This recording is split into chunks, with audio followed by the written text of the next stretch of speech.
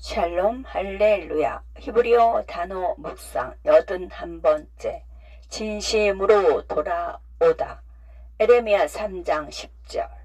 이 모든 일이 있어도 그의 반역한 자매 유다가 진심으로 내게 돌아오지 아니하고 거짓으로 할 뿐이니라. 여호와의 말씀이니라. 이 예언 당시 유다는 매우 신앙심이 깊고 번영하는 나라였다는 사실을 알아야 한다. 백성은 예루살렘에 있는 하나님의 성전에서 신실하게 예배를 드렸다. 겉보기에 그들은 경건한 백성이었지만 하나님께서는 그들이 온 마음을 다해 하나님께로 돌이키지 않았다고 말씀하셨다. 자매 유다가 진심으로 내게 돌아오지 아니하고 라는 구절을 보라. 여기에 놀라운 언어 유희가 있다. 모든 영어 성경은 히브리어 돌아오다를 샤밧, 돌아오다, 돌아서다로 번역한다.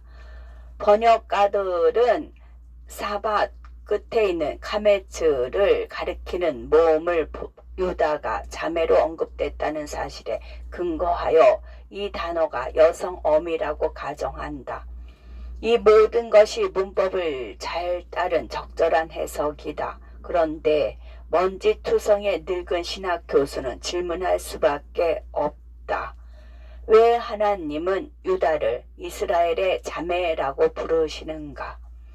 나는 이것이 이 구절에 우리와 하나님과의 관계에 대한 훨씬 더 깊은 통찰이 숨겨져 있는 암시라고 믿는다. 히브리어 원문에는 모음 표기가 없다는 점을 기억하자. 모음은 예수님께서 지상에 계셨던 수백 년 후에 추가되었는데 마소라 학자들은 유대인들이 전 세계에 흩어짐으로 인해 구전 전통이 사라질 것을 두려워했다. 히브리어 구어를 문자 형태로 보존해야 할 필요성을 느낀 그들은 정확한 발음을 유지하기 위해 자음만 있는 히브리어 원문에 모음 표기를 추가했다. 그래서 구전 전통은 모음 표기를 제공할 때 적절한 모음 표기가 무엇인지에 대해 약간의 논쟁이 있었다. 동시에 이러한 지적은 번역과 관련하여 논쟁의 범위를 좁혔다. 위 연구 구절의 원문에서 돌이킨 또는 돌아온으로 번역된 히브리어 사밧의 절자는 사인, 베트, 헤이이다. 흥미롭게도 이 단어는 일반적으로 포로를 잡다로 번역하는 반면 돌아오다로 번역되는 단어는 일반적으로 사바부이며 철자는 사인, 바부, 베트이다. 그러나 마소라 사본에서 이 단어에 대한 카메츠가 여성형 전미사라고 가정하기 때문에 우리는 사바부의 3자 어근이 사바흐의 형태를 취해야 한다고 가정하여 사인, 베트, 헤이로 표기한다. 이것은 포로로 잡다를 의미하는 단어 사바흐와 철자는 같지만 의미는 다르다. 이 사용법은 모두 매우 적절하고 정확하다. 그러나 우리가 마소라 본문을 영감받은 하나님의 말씀, 그렇지 않음에도 불구하고 하나님의 말씀이라고 주장할 때 우리는 스스로를 제한하기 시작한다. 따라서 이 단어가 원문에 있는 대로 사바흐, 사인, 베트, 헤이라고 가정해 보자. 이 특정 단어는 돌아오다 보다는 포로 또는 감옥을 의미하는 어근에서 유래되었다.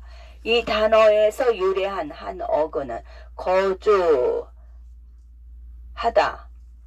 거주하다를 의미하는 단어이고 또 다른 언어는 자신을 다른 사람처럼 만들다를 의미한다.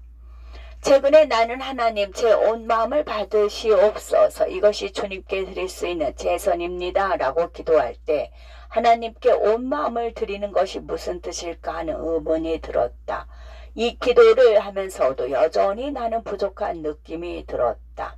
내가 무슨 말을 하는지 제대로 이해하지 못하기 때문에 그런 느낌이 든 것 같다. 에레미야 3장 10절을 보면 내가 유다처럼 하나님을 배반하고 있음을 인정할 수밖에 없다. 배반하는으로 번역된 히브리어는 바가드로서 세머그네는 덮개 또는 보장지라는 의미가 담겨 있다.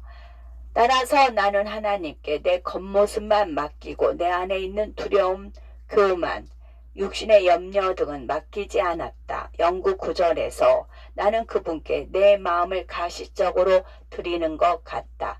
가식적으로 번역된 히브리어는 사갈로서 기만적이다 라는 뜻이 있다.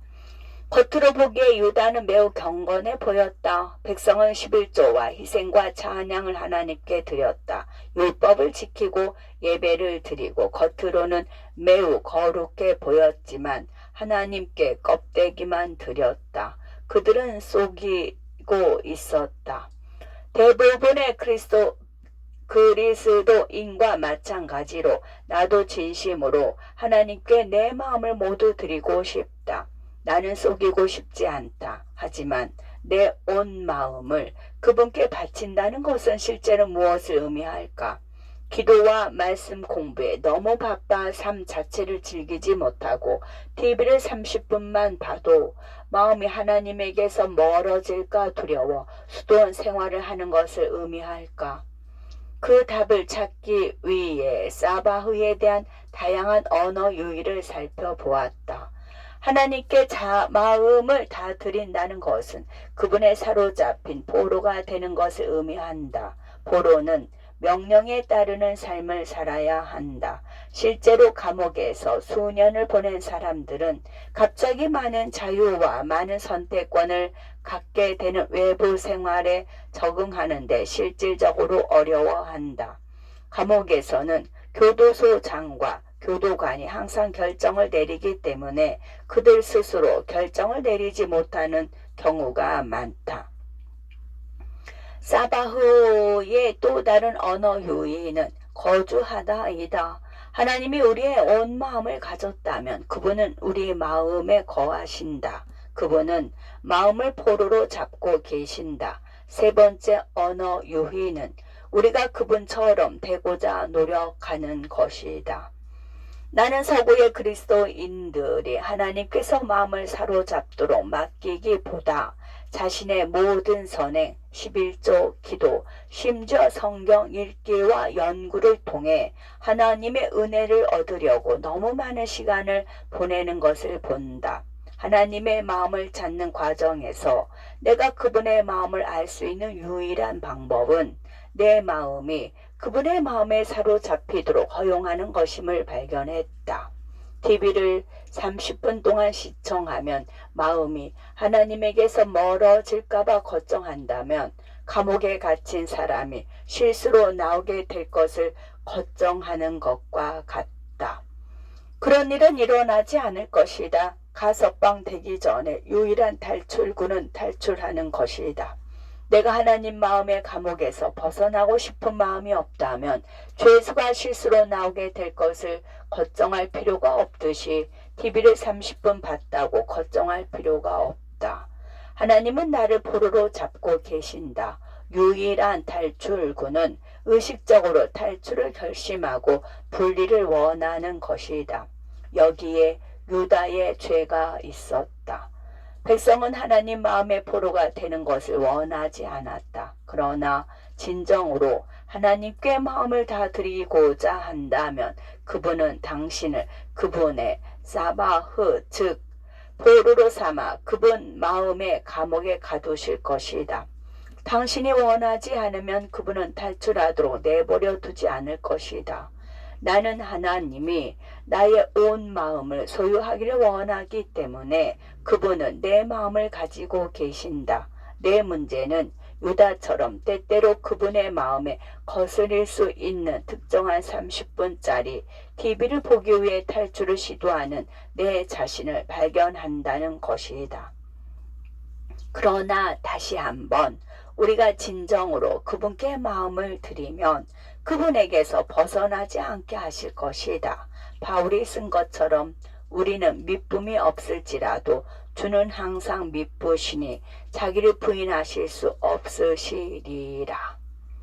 이 모든 일이 있어도 그의 반역한 자매 유다가 진심으로 내게 돌아오지 아니하고 거짓으로 할 뿐이니라. 여호와의 말씀이니라. 아멘.